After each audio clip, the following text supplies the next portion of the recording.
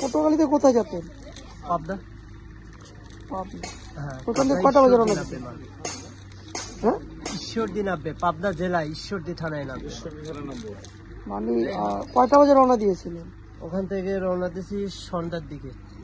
সন্ধ্যা। ফেরি হয়ে আসছে যে। অতিরিক্ত লোডের কারণে কি আপনার এটা পড়ছে? না না না না, এখানে আসি যখন গাড়িটা যখন এমনিতে আসছে, আসার পরে জায়গাটা গরমের কারণে তাপ খায় মনে হয়। আপনার রাস্তার সাইড ওই পাশ ছিল না? হ্যাঁ ওই পাশ, আপনি এই পাশে এসছেন? মানে এই পাশটা হচ্ছে আপনার ঘুমে ঘুমে চলে আসছে। আর গাড়ি থাকবো এই পাশে, গাড়ি এই পাশে আসো কি করিয়া?